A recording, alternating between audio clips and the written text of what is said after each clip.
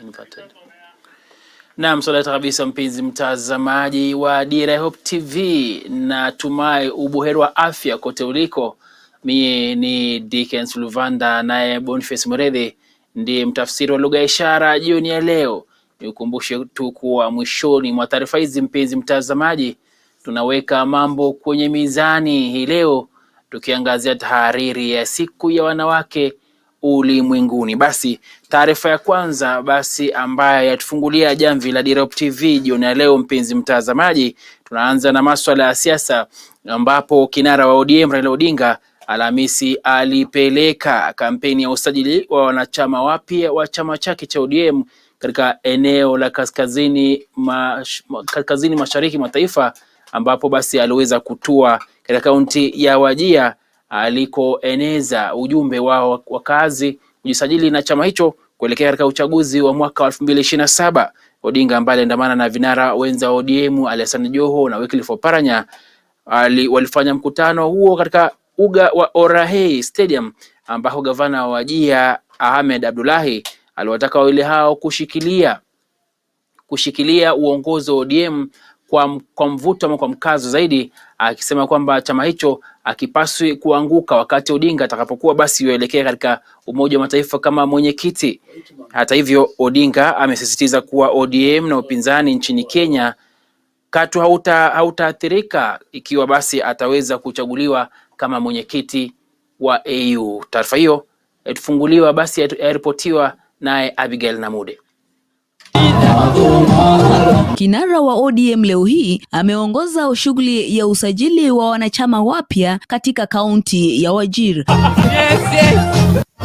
Odinga aliwasihi wenyeji wa kaunti hiyo kujisajili kama wanachama kwa kuwa kaunti ya Wajir ni baadhi tu ya kaunti ambazo ziliandikisha wanachama wachache katika sajili ya chama cha ODM. Kinara huyo pia aliandamana na gavana wa Wajir Ahmed Abdullahi na naibu wa vinara wa ODM Hassan Joho na Wycliffe Oparanya. Watu wa Wajir. Raila Odinga akizungumza na wenyeji aliwashukuru kwa kusimama na chama chake kila wakati kupitia gavana wao Ahmed Abdullahi. Alimpongeza gavana huyo kwa maendeleo ambayo ameyatimiza eneo hilo na kuapa kwamba atasimama naye na kumpea msaada atakapohitaji. Vilevile akawataka wenyeji pia kujitokeza kwa wingi na kujiandikisha kama wanachama. Aidha, kwa mara nyingine Raila amesisitiza kuwa hatua ya yeye kutafuta wenyekiti wa tume ya African Union siyo ishara ya kuondoka kwake kwenye chama cha ODM. Na mimi siendi mahali, niko hapa. Naenda, narudi. Naenda, sio. Nikitaka nirudi, mimi niko karibu tu. Kwa hiyo nataka chama chetu itabaki imeungana pamoja. Na niko hapa na watu wangu hapa. Niko hapa na gavana Oparanya, gavana Ali Hassan Joho. Si wako hapa? Vinara vya ODM. Simana hawa watu. Siku na hawa. Watashikana pamoja.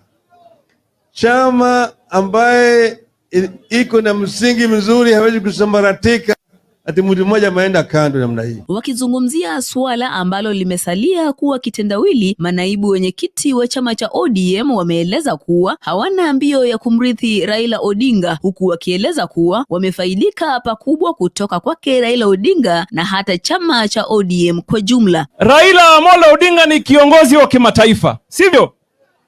Na ana haki ya kuzungumza siasa ya Kenya, siasa ya East Africa, siasa ya Afrika, siasa ya dunia pia. Si namna hiyo? Si ametosha? Pia nataka niseme kitu chengine cha muhimu sana. Watu wamezungumza mambo ya kurithi Raila Amolo Odinga. Watu wamezungumza mambo ya nini? Kurithi Raila Amolo Odinga. Ile mimi nataka kusema hapa kama Hassan Ali Joho, ile kitu ambaye mimi narithi kwa Raila Amolo Odinga is the ideology ambaye amenifundisha kwa miaka yangu ya siasa, mawazo, mienendo, mwelekeo na uthabiti na ujasiri na usimba wa siasa. Mimi nimekuja hapa ni musihi watu wa Wajir mjiandikishe kwa wingi kuwa wanachama wa ODM, kwa sababu ODM ni chama kikubwa. Tunataka hiyo chama iendelee kuwa kubwa, iwe strong kama ile vyama vingine. Hata sisi tukitoka, chama inaendelea mbele. Tuko pamoja. Mambo ya papa kwenda AU, sisi kama wanachama tumesema baba aende huko, itakuwa vizuri sana kwa chama chetu cha ODM na kwa inji ya Kenya. Na mjue papa hakuna mahali anaenda, ataendelea kushikilia sisi kwa chama cha ODM. Kulingana na gavana wa Wajir Ahmed Abdullahi, amemhakikishia Odinga kuwa watasimama naye hata vile ameamua kugombea wadhifa wa wenyekiti wa tume ya chama cha muungano wa Afrika. Sisi pia tunakuombea na tunakuombea upate ile cheo unang'ang'ania huko AU. Hiyo ni cheo muhimu katika Afrika. That is like becoming African president. Thank you for first showing the interest. We are with you. Na Arusha si mbali kutoka hapa, sisi tutaenda kukampeni na wewe. Tuko tayari, iko karibu. Addis Ababa si mbali, it's just some meters away. But Baba, as you may be, and the way we think and hope you leave the exit, you exit this stage, we want you to hand over this mantle. Shughuli ya kuwasajili wanachama wapya huko Wajir ni mchakato ambao kiongozi wa ODM ameuzindua ili kuongeza kiwango cha wanachama wake kote nchini. Hao wanapata nishani ya Abigail Namude, Dira ya Hope TV. hao wanapata 20,000. Naam, huku siku ya wanawake duniani mwaka huu 2024 ikiadhimishwa Ijumaa tarehe 8 mwezi huu wa Machi, shirika la kijamii la Eco Network Africa ENA limeandaa hafla ya maadhimisho hayo ili kutambua jukumu la mwanamke katika jamii. Mkurugenzi katika Wizara ya Jinsia Magdalene Chepkenei aliyemwakilisha Waziri Aisha Jumwa amesema serikali inashirikiana na mashirika ya kijamii na ya kibinafsi pamoja na vyombo vya habari ili kuhakikisha visa vya hujuma na kudhalilishwa kwa wanawake vinakomeshwa. Nelson Njiru alihudhuria hafla hiyo. Ni sherehe iliyong'oa nanga kwa waliokuwemo kupokezwa maua ya waridi kama ishara tosha ya mapenzi na kudhaminiwa. Lizi Chongoti ambaye ni mkurugenzi wa shirika la Eco Network Africa County ya Nairobi amesema kila mwanamke anafaa kupendwa, na katika maadhimisho ya mwaka huu wanahakikisha kila mwanamke anahusishwa kwa kile kinachomhusu, kwa kiwaomba wanawake kujitokeza kupambana na unyanyasaji. The deep-rooted causes of conflicts and promoting inclusivity towards the creation of environments where women can thrive without fear or hindrance. And we work with a lot of women, particularly in the informal urban settlements. As we celebrate the International Women's Day today, we take pride in the great partnerships and collaborations through you and other stakeholders, where we have not only broken barriers, but have fostered a legacy of empowerment, resilience, and positive change. Kwa upande wake mkurugenzi wa ENA na pia rais wa shirika hilo Daktari Jennifer Riria amesema kauli mbiu ya mwaka huu ya siku ya wanawake ulimwenguni inaangazia kuwahusisha wanawake wote ili kuleta usawa wa jinsia kwa kuungana na vikundi vinavyoangazia maslahi ya wanawake, lengo lao kuu likiwa kuondoa wanawake kutoka ufukara. We need to strengthen. I think the first thing we need to think about is strengthening institutions that support women's inclusion and empowerment. Without those institutions, everything will remain on paper. We need to work ways of financial inclusion. How are we financially going to include women, bring women to the table where there's affordable financing? And not only affordable, but that financing must have a gender perspective. Because the needs of women are not the needs of men. We have been challenged to bring men along. Our many years of working have shown we'll get, this is not about women. This is about society and development. Sherehe hizo hazikuhudhuriwa na wanawake tu bali pia wanaume. A gender equal world. A world free of bias, stereotypes and discrimination. A world that's diverse, equitable and inclusive. A world where difference is valued and celebrated. Together we can forge women's equality, and collectively we can all inspire inclusion. That is the official motto of this year's International Women's Day by UN Women, and there is not very much to add to. I think the only question we all have to face is, where are we at if you look at these great ideals and great plans. Serikali kuu kupitia Wizara ya Jinsia na Vijana imeahidi kushirikiana na mashirika ya kibinafsi ili kupigania haki za wanawake na kumaliza dhulma kwa wanawake. The ministry therefore is working hand in hand with other arms of government to address the vice. The plans by ENA and Hans Sedel Foundation to amplify the message of women's security in the face of escalating technology facilitated TBV, including femicide, therefore is most welcome. As I conclude, the government is committed to addressing these challenges by progressively putting in place various measures, including legislation, policy frameworks, programs for the empowerment of women in all spheres, as well as in prevention and response to gender-based violence, including FGM. Na mtazamaji, ni sherehe ambazo zimekuwa sherehe za kufana, tukisherehekea wanawake wote kote ulimwenguni. Na kutoka hapa Hope Media pia tunasema Happy International Women's Day. Nikiripotia Dira ya Hope TV, langu jina ni Nelias Wajiri. Naam, tukisalia katika masuala ya siku ya wanawake ulimwenguni, ni kwamba Rais William Ruto ametambua mchango unaofanywa na wanawake katika ulingo wa kisiasa, akisema wao ndio msingi wa kisiasa za taifa. Akizungumza alipoongoza uzinduzi wa mkakati wa G7 au kipenda magavana 7 wa kike wa kaunti humu nchini, ambao basi ni wa baraza la magavana, rais alibainisha kuwa wanawake ni madereva wa mabadiliko na mawakala wa utawala wa kidemokrasia, lakini ushiriki wao katika siasa za nchi hii ni mdogo na umezuiliwa, na kadhalika daima unakabiliwa na vikwazo. Na kama anavyotueleza Alice Diana, magavana wanawake wamesema kuwa muungano wao wa G7 wanatarajia kufikia lengo la kuongeza magavana zaidi ambao ni wa kike, kupitia ushauri na kuhamasisha wanawake zaidi na wasichana kutamani ofisi za kisiasa.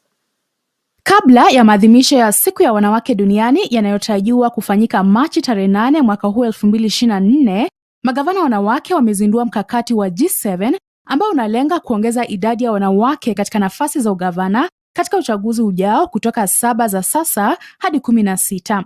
Mkakati huo pia unatafuta kuwawezesha na kusaidia viongozi wanawake katika kuonyesha utawala bora wa mabadiliko na wa kimkakati ndani ya miundo ya ugatuzi.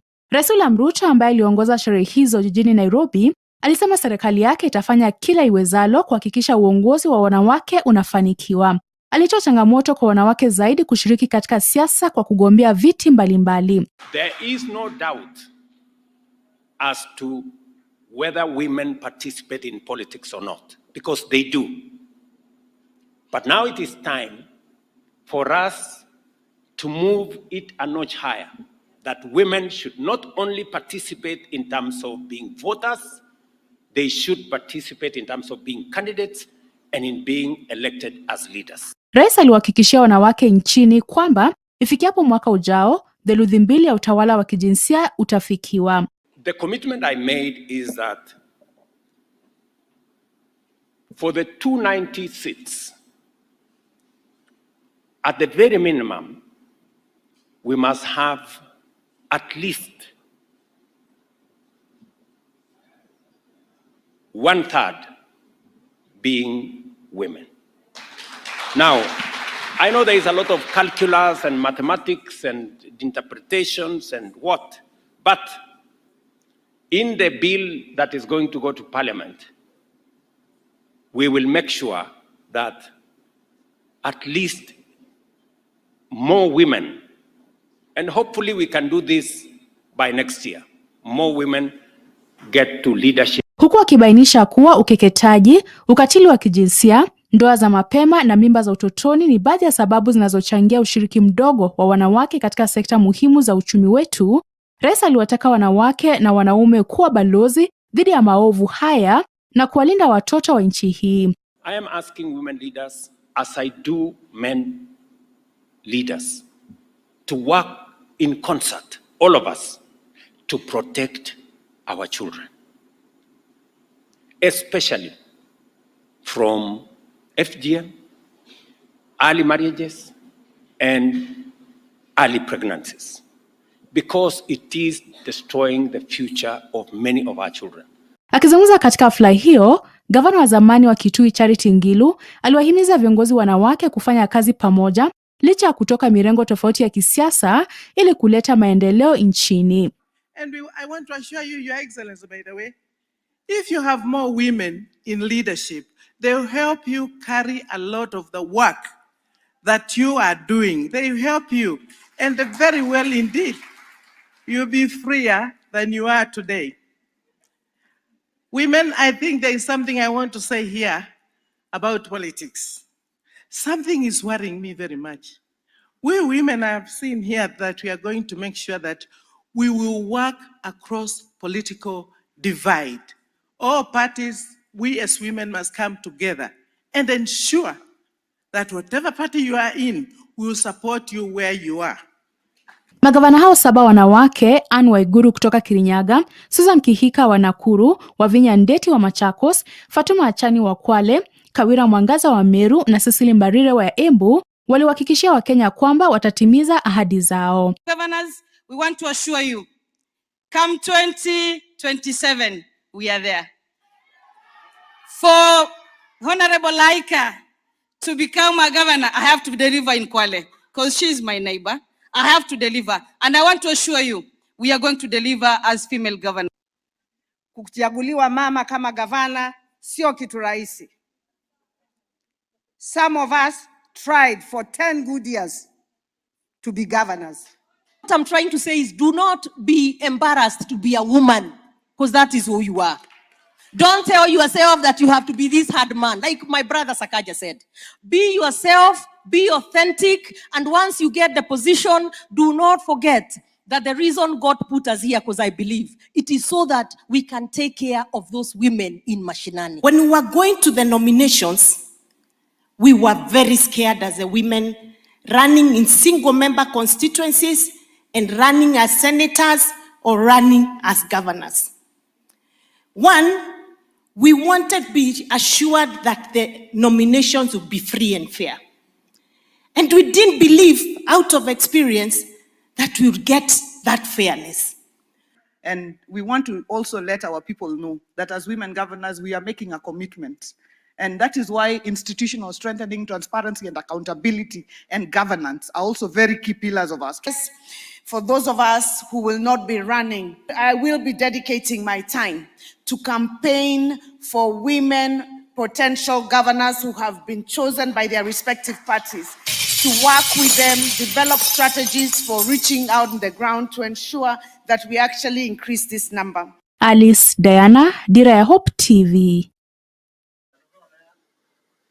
Naam, baada ya taarifa hiyo bado tuangazia siku ya wanawake, ambapo katika harakati za kuadhimisha siku ya wanawake ulimwenguni mwaka huu 2024, kitengo cha habari katika kampuni ya Hope Media kimewasherehekea wanawake wanaofanya kazi katika chumba chake cha habari.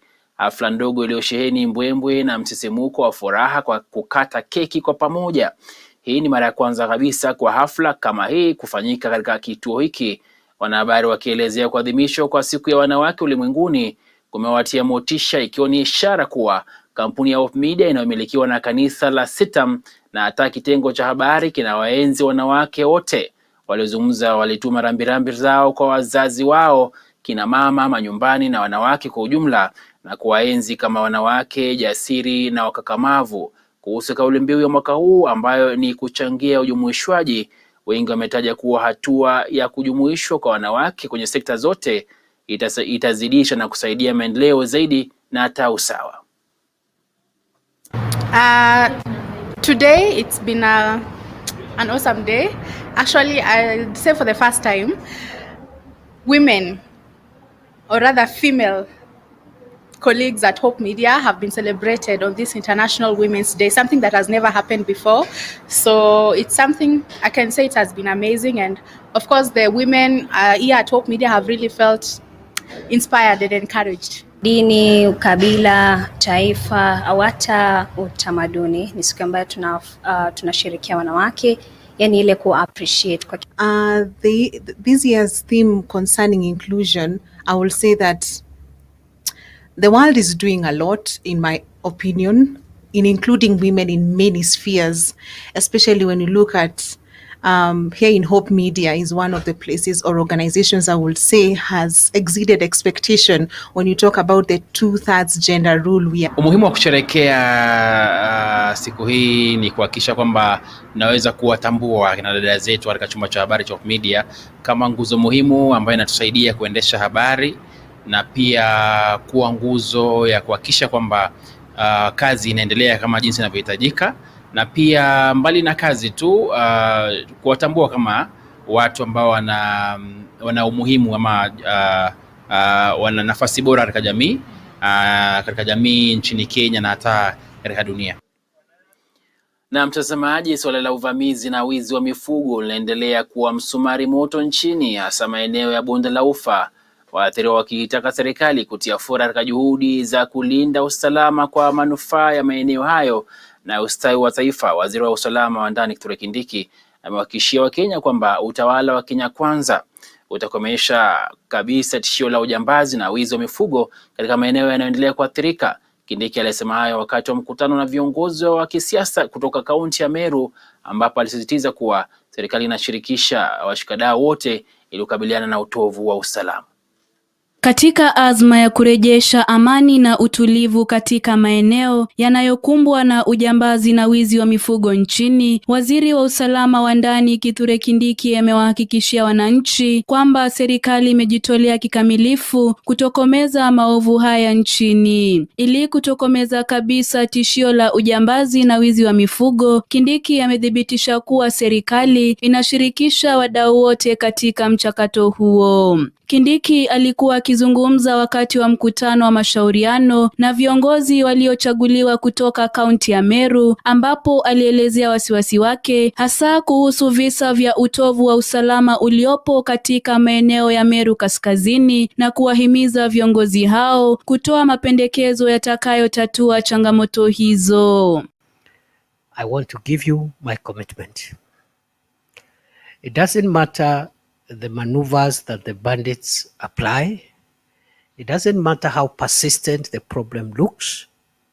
I want you to know that in the tenure of this administration, this first term, and in my tenure as the Interior Minister of Kenya, we will stamp out the problem of banditry completely. Kindiki wakati huo amesisitiza kuwa operesheni za usalama zinazoendelea katika maeneo ambayo yamekumbwa na ujambazi hazitaathiriwa na wanasiasa, huku akisisitiza kuwa operesheni hiyo inalenga tu kushughulikia masuala ya usalama na wala si agenda za kisiasa. We are going to very brutal. We are going to arrest so many people.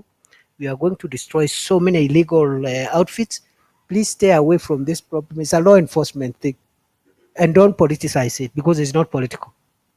Security, law enforcement is not a political issue. Kindiki aidha ametumia jukwaa hilo kuwafahamisha viongozi wa Meru kuhusu operesheni ya serikali ya kupiga jeki mapambano dhidi ya uuzaji pombe haramu na matumizi ya mihadarati, hii ikiwa baada ya kutangazwa kwa hatua za kutatua swala hili hapo jana siku ya Jumatano. Waziri huyo sasa amewataka viongozi hao kuunga mkono juhudi za kutokomeza jinamizi hili ambalo amesisitiza kuwa ni tishio kwa usalama na mustakabali wa taifa.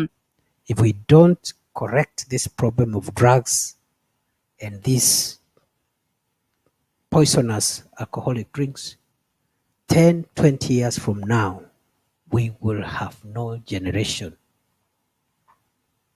to take over from us. Hatutakuwa na MCA, everybody will be a zombie.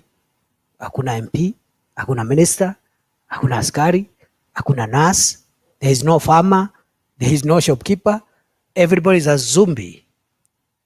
It is a threat. This is just like terrorism and banditry. Nikiripotia Dira, mie ni Grace Ahati.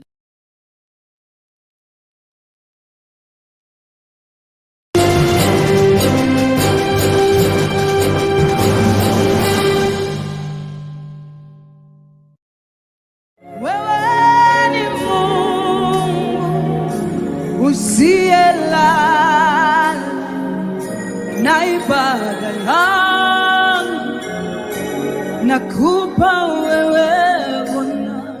To get Wewe ni Mungu by Evelyn Wanjiru as your Skiza tune, SMS the word Skiza 88300028 and send to 811. Hope Skiza, spreading the hope. Sijaona kama wewe umepigana vita zangu. Nakupa ibada ya moyo wangu usiku wa leo. This week on Adam's Cave. Even when I joined my political party in 2006, people were fearing to shake my hand. Kissinger, people would shake my hand and then you could see them wipe off their... like albinism is contagious. He is a man who has served in various government capacities with vigor and resilience, and he is not ashamed of the gospel of Christ. I am here to tell you it is man enough to pray and to seek the face of God. Amen. And do not think that these positions are given by men. Join Isaac Mwaura, the government spokesperson, as he takes us through his political journey and the place of God in this two-part series of For God and Country. That's this Friday at 7:20 p.m. exclusively on Hope TV and also on our YouTube and Facebook pages.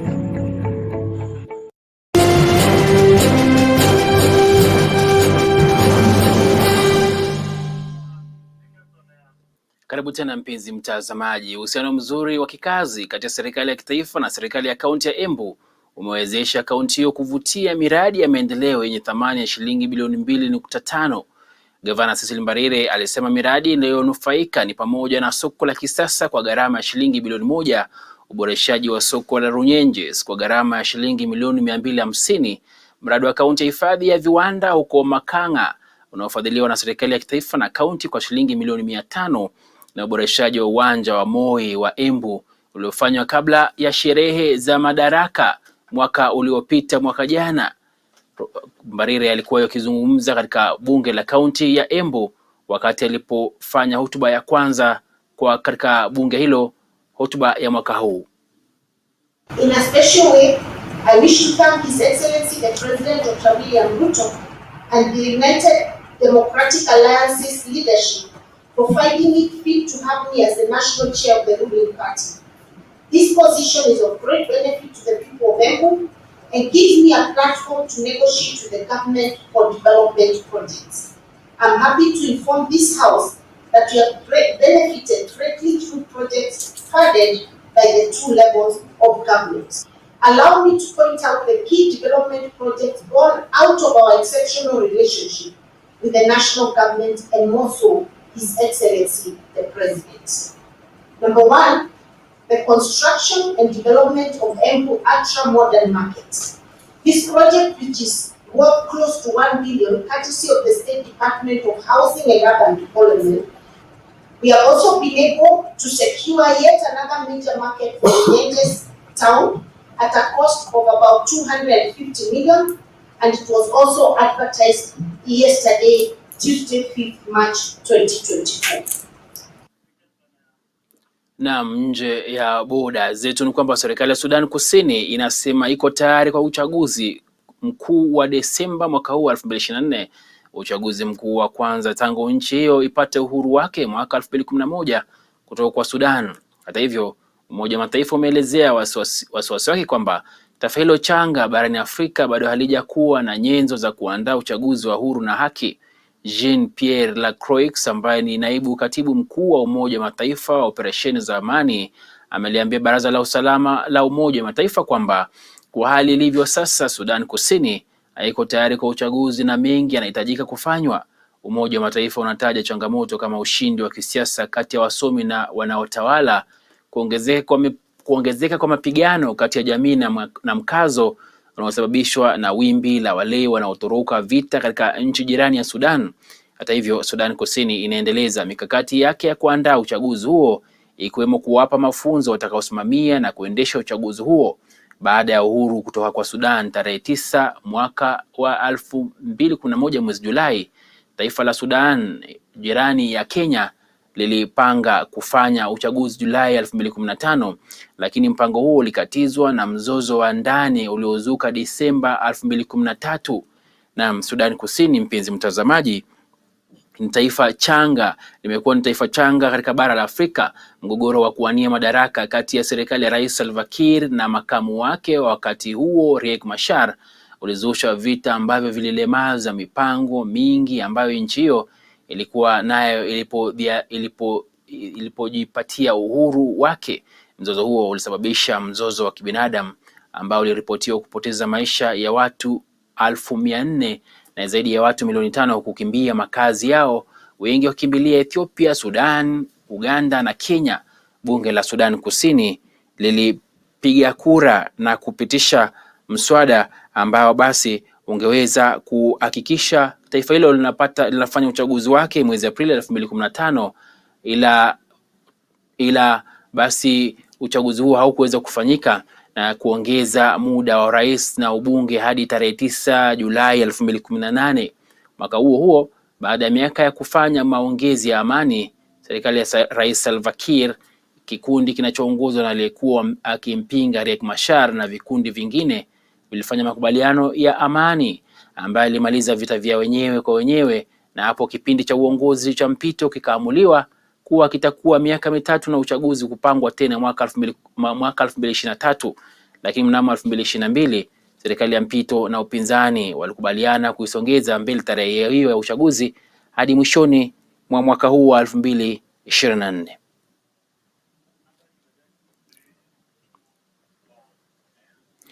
Na mtazamaji, leo kwenye makala yetu ya Mizani tunaweza kuangazia tahariri kuhusu siku ya wanawake ulimwenguni. Ucheze mbali mpenzi mtazamaji, na kusihi ukae kitako kuweza kusikia na kutazama na kung'amua yote kutoka katika meza ya Mizani.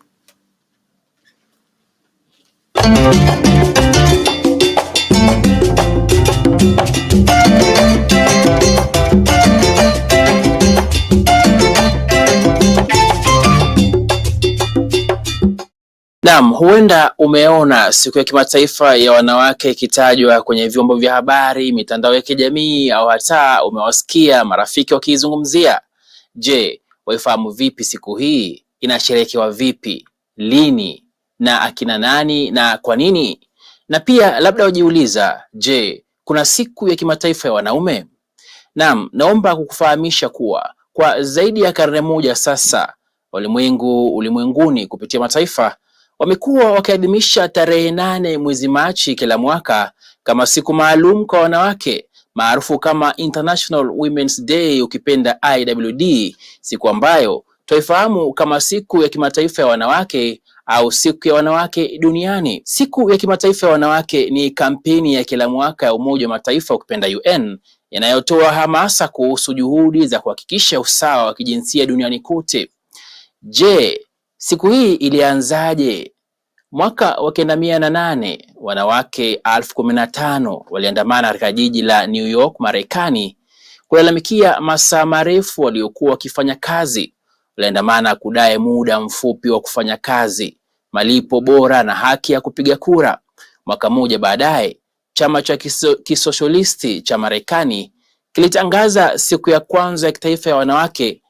Naam, wazo la kuifanya siku hiyo kuwa ya kimataifa lilitoka wapi? Ama kwa mwanamke anaitwa Clara Zetkin, mwanaharakati wa kikomunisti na mtetezi wa haki za wanawake. Alipendekeza wazo hilo mnamo mwaka 1910 kwenye mkutano wa kimataifa wa wanawake wanaofanya kazi Copenhagen, jiji kuu la Denmark.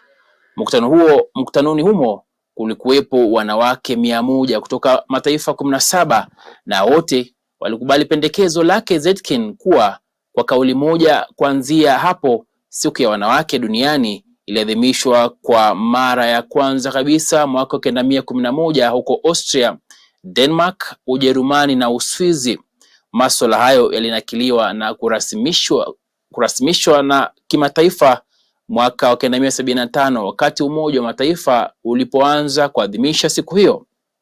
Naam, kuanzia mwaka huo siku ya kimataifa ya wanawake imehusishwa na wanaharakati dhidi ya unyanyapaa na dhulma kwa wanawake na pia usawa wa kijinsia na haki kwa wanawake na kadhalika. Siku ya kusherehekea vyote walivyowafikia wanawake katika jamii, kwenye siasa na uchumi pamoja na uongozi. Labda wajiuliza kwa nini siku ya wanawake ulimwenguni inaadhimishwa Machi 8? Naam, msikilizaji na mtazamaji wangu, sijasahau kujuza kuwa wazo la Clara Zetkin la siku ya kimataifa ya wanawake halikuwa na tarehe maalum. Maadhimisho hayo kufanyika Machi 8 hayakurasimishwa mpaka wakati wa mgomo mwingine wa mwaka wa 1917 wakati wanawake raia wa Urusi walipokuwa wakidai mkate na amani. Siku 4 baada ya mgomo huo, Tsar ambaye alikuwa ni mfalme mkuu wa Urusi wakati huo alilazimika kujiuzulu na serikali ya muda iliyokuwepo ikawapa wanawake haki ya kupiga kura. Tarehe ya mgomo huo wa wanawake Urusi ulianza kwenye kalenda ya Julian ambayo wakati huo ilikuwa ikitumika nchini Urusi na ilikuwa Jumapili Februari 23, na siku hii katika kalenda ya Gregory ambayo yatumika enzi za leo basi ilikuwa ni Machi 8, na ndiyo sababu hasa siku ya wanawake ulimwenguni inaadhimishwa Machi 8 kila mwaka. Lakini siku ya wanawake ulimwenguni inaadhimishwa vipi, na je, ni sikukuu rasmi katika mataifa? Labda pia wajiuliza. Siku ya kimataifa ya wanawake ni sikukuu rasmi ya ukipenda holiday ya kitaifa katika nchi nyingi, ikiwa ni pamoja na Urusi ambapo mauzo ya maua huongezeka mara 2 wakati wa siku 3 au 4 karibu na Machi 8. Nchini Italia, siku ya kimataifa ya wanawake almaarufu la Festa della Donna huadhimishwa kwa utoaji wa maua ya mimosa. Asili ya mila hii haijulikani, lakini inaaminika kwamba ilianza huko Roma baada ya vita vya pili vya kidunia. Huko Uchina, asilimia kubwa ya wanawake hupewa likizo ya nusu ya siku mnamo Machi 8 kama inavyoshauriwa na baraza la jimbo ili kusherehekea siku hii. Nchini Marekani, mwezi wa Machi bila shaka ni mwezi wa historia ya wanawake. Tangazo la rais hutolewa kila mwaka na linaheshimu mafanikio ya wanawake raia wa Marekani. Katika taifa jirani la Uganda, biashara nyingi na shule hufungwa ili kuwapa wananchi nafasi ya kuadhimisha sherehe za siku hii maalum kwa wanawake. Mataifa mengine ambayo siku ya wanawake ulimwenguni huadhimishwa ama kama sikukuu rasmi ni pamoja na Afghanistan, Armenia, Azerbaijan, Belarus, Burkina Faso, Cambodia, Cuba, Georgia, Guinea-Bissau, Eritrea, Kazakhstan, Kyrgyzstan, Laos, Madagascar ambayo basi wao husherekea wanawake pekee, Moldova, Mongolia, Montenegro, Nepal ambayo pia wanawake pekee husherekea kama siku rasmi, Tajikistan, Turkmenistan, Ukraine, Uzbekistan, Vietnam na Zambia. Na Ujerumani ilifanya sikukuu ya wanawake kuwa rasmi mwaka wa 2019. Na mtazamaji na msikilizaji wangu, je, ni kwa nini watu huvalia rangi ya zambarau siku ya wanawake duniani? Kulingana na tovuti ya siku ya kimataifa ya wanawake, rangi za zambarau, kijani na nyeupe ni rangi za siku hiyo. Tovuti hiyo inaeleza kuwa zambarau inaashiria haki na utu, kijani kinaashiria matumaini, nayo nyeupe inawakilisha usafi, japo ni dhana yenye utata, na kwamba rangi hizo zilitoka kwa umoja wa kijamii na kisiasa wa wanawake ukipenda WSPU nchini Uingereza mwaka wa 1908. Na labda unajiuliza ikiwa kuna siku ya kimataifa wanaume. Na mjibu la swali hilo, mpenzi mtazamaji, msikilizaji, ni kwamba ndiyo, siku ya wanaume ulimwenguni huadhimishwa Novemba 19 kila mwaka, ila tangu mwaka wa 1990. Lakini ukweli mchungu ni kwamba siku hii haijatambuliwa na Umoja wa Mataifa. Ili kuadhimisha siku ya wanaume duniani, watu husherekea katika zaidi ya nchi 80 ulimwenguni kote, ikiwemo Uingereza. Siku ya wanaume duniani huadhimisha thamani chanya ambayo wanaume huchangia ulimwenguni kwenye familia zao na jamii kwa ujumla. Siku ambayo pia huazimia kuboresha uhusiano wa kijinsia. Anaitwa Salome Mudhoni Chege kutoka eneo la Dagoretti North. Men's mara nyingi wamekuwa tunawa celebrate kwa sababu wamekuwa wakionekana kama ndio ngao ya nyumba, ngao ya nchi. Naam, kulingana na shirika la Umoja wa Mataifa Women, ama ukipenda shirika la UN Women, basi siku ama asilimia kubwa ya wanawake ya wanawake duniani inahitaji ziada ama zaidi ya dola bilioni 360 kila mwaka ili kufanikisha maendeleo ya wanawake ama malengo maendelevu ya wanawake ukipenda SDGs. Shirika hilo linasema pia kuwa mwanamke mmoja kati ya 10 hivi leo anaishi katika umaskini uliokithiri, na kwamba takriban wanawake na wasichana milioni 340 ambayo ni 8% ya wanawake duniani hawatakuwa wameondoka kwenye umaskini uliokithiri itimiapo mwaka wa 2030 iwapo mienendo iliyopo sasa itaendelea. Mama amekuwa akiwachwa nyuma, akionekana kama tu ni mtu wa kukaa kwa nyumba, ni mtu wa kulea watoto, ni mtu tu wa kuchunga boma. Lakini sasa wamama wamejitokeza kwa leadership, wamejitokeza kwa biashara, wamejitokeza hata kisiasa. Kwa hivyo niko na mambo ya kufurahia. Tuko na gains ambazo tunaweza kusema mahali wamama walikuwa wanaonekana kama wako chini, sasa at least tunafanya kama vile tu pia wanaume wanaweza kufanya. Naam, basi ndio tahariri ya leo, mpenzi mtazamaji na msikilizaji wangu. Kama ada, ukiniita Dickens Luvanda, abadan hujakosea.